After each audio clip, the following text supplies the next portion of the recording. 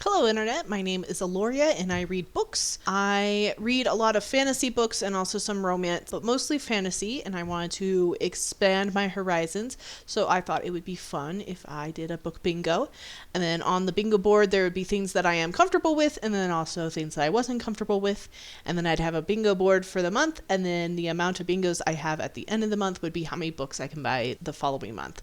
So I'm starting here in October, and so if I get 2 bingos in October, then November I can buy 2 books, which is nice for me because I don't actually have a whole lot of books and I would like to expand my collection some. But it's a nice, even steady way to buy books. I don't have a huge budget and I don't think I'll ever get more than 3 bingos, so it seemed like a good compromise to me. Like, as I said, I don't own any of the books, so I do check most of my books out from the library, either my physical library where I get a physical book, or I have a digital library where I get audiobooks.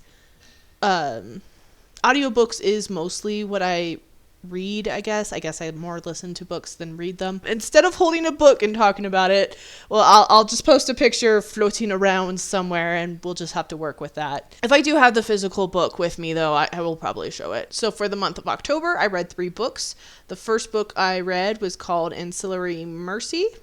I believe that's it. Let me get up my notes because my notes disappeared. So the first book I read this week, I am counting like the tail end of September. So in October there will be 5 weeks instead of the normal 4.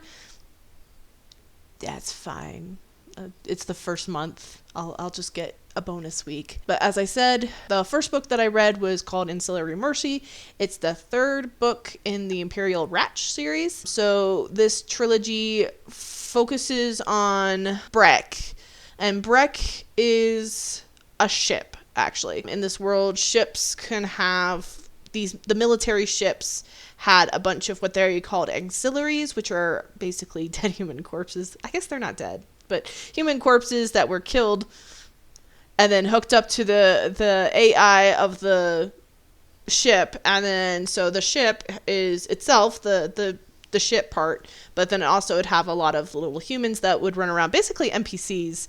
And the Breck is one of those ancillaries of a ship that actually got destroyed. So Breck is the only thing left of the ship that Breck was. I'm not really good with names.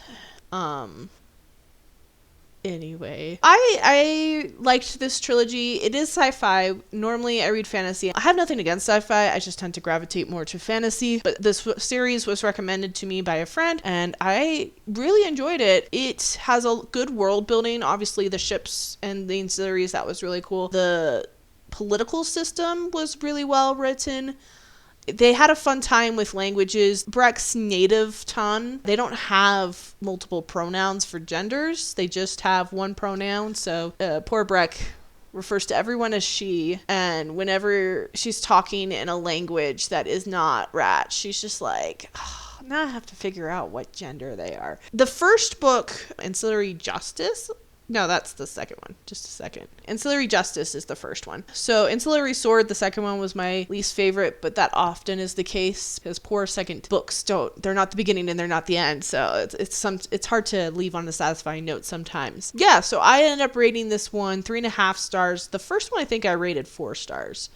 The third one is the one that I'm going to put on the bingo board. And then, so it does have a green cover, or at least the audiobook. If you look online, there will be other picture art, but the audiobook I checked out had a green cover, so I did consider that one, but it is the last in the series, so I think I'll put it there. I feel like I'm more likely to read a book with a green cover than finish off a series, though I guess I have read a couple of first duologies, but I don't really have much intentions on reading the second ones. So we're going to put the last in a series on this one, and then the second book I read this week was called Daughter of a Moon Goddess. So this one is about a daughter of a moon goddess. Again, I listened to this one, so they have very Chinese names that I'm sad to say I don't remember. I don't remember them. I think they're Chinese. I might be it might be Korean or something, but it's not Japanese. I do know that one. But anyway, so the main character, I'm probably going to just call her main character. I tried to look it up and it's Chinese and I didn't know how to pronounce it from that. And I couldn't quite remember how it sounded. If I heard it in the context of the book, I recognized it. But in this case, I don't. I'm really sorry. This won't be the first or last book that this is the case where I can't remember the characters' names. So the main character, she's the daughter of the moon goddess. The moon goddess got imprisoned on the moon by the celestial emperor and empress, and she actually kept her daughter's presence a secret. The main character grew up in a kind of idyllic, sort of peaceful thing, but when she started coming into her magic more, the Imperial Empress appeared, or the Celestial Empress appeared. It was just like, we sensed magic. And so she has to leave home, and then through a series of events, she actually ends up meeting the Imperial Prince. They get along well, they're friends, and he has a position open as his companion. And she goes through the test, and she tests through, and she becomes the companion, and they become good friends, and she learns how to fight, magic, all that good stuff, education. They fall in love, of course, but he's the Imperial Prince, so... Actually, am I getting too far into spoiler if I continue talking? It's a long book, or it felt long when I was listening to it, so I don't know how far into it. It is a love triangle. I think I can safely say that. There's a general of the guard, too, who she starts taking a fancy towards, and that's actually one thing I was a little disappointed with the ending of the love triangle. I can't talk about it so much. It's not so much that she ends up with one guy or the other, because she actually doesn't officially end up with any guy in this book. It is a duology, I believe, so I don't know if she'll end up with someone at the end of the last book, but there are some dynamics about relationships and getting over previous loves and stuff that I thought they were going to do this thing, and then they kind of did something else, and that disappointed me a little bit. But I did like the book. It was well written, it was well paced, it was adventurous. I did give it 3.5 stars. As for where it goes on the bingo board, I did look it up. This is a debut novel, so I could put it there. I can also say it's written by a person of color. The author is Lynn, and she is some sort of Asian ethnicity. I wonder if I can look that up. She's a good author, though. I liked her writing, so I could put it in a author of color, written by a person of color. Technically, the main character is non-human. She is a celestial, so she's an immortal. I'm gonna put it in debut novel because it's a corner, and that makes getting a bingo more likely, and it is. And it is a debut novel. The last book I read was Of Jade Dragons by Amber Chen. So actually another kind of Asian book, Asian author. It was written in English, so I can't put it under the translated book. This stars, because I read it, I can look up, and it's in my hands, I can look it up, but it stars a girl named Yin. She wants to be an engineer. She likes inventing things. Her father was a master engineer and used to go to this engineering school. She would like to go to the engineering school, but she can't because she's a girl, and they only accept boys because, sexism. And so she just kind of invents things, and her father helps her, and honestly, the father's probably happier that way. He doesn't talk about his time at the engineering school. Clearly something happened, and he has kind of separated himself from that world. And then the beginning of the book, I don't think it's a spoiler because it's like chapter 1 or 2. He dies. He gets murdered. So she ends up dressing up as a boy and going into the engineering school to try to find out more about her father's murder. She also, on the way, meets the 4th Belial, so basically the 4th general of the commander, the ruler of the 9 Isles that they live in.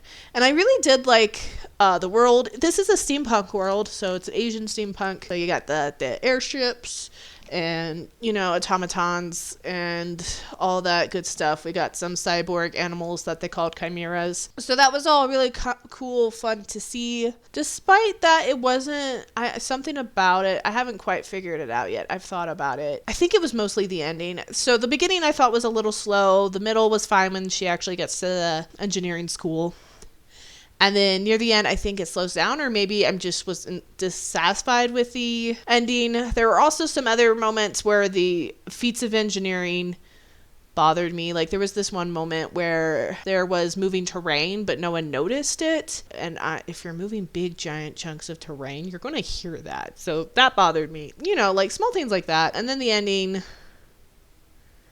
I don't know. It didn't land well for me. I don't know how else to put it. It wasn't my cup of tea. Yeah, so I only rated that one 3 stars, and I wish I could tell you why I didn't quite like it as much as I did. I really liked Yi Yang. He is the fourth Belial guy, the romantic interest. He was cool, level-handed, which is nice because I feel like a lot of the romantic interests I run across are like super grumpy, so it was nice to see something different. He did have issues though, because no one can't be a romantic interest without issues, but I enjoyed him. Yeah, so as for where to put it on the bingo board, this was also written by an Asian person, so we can put that with person of color, and then we can start working on a bingo. This is actually one reason I did contemplate moving this one over to non-human, but if I did that, then none of the 3 books would be in a row, so we're gonna go with this gamble and do the debut novel written by a person of color and last in the series. And yeah, that is week 1 of October. I hope you join me for next week.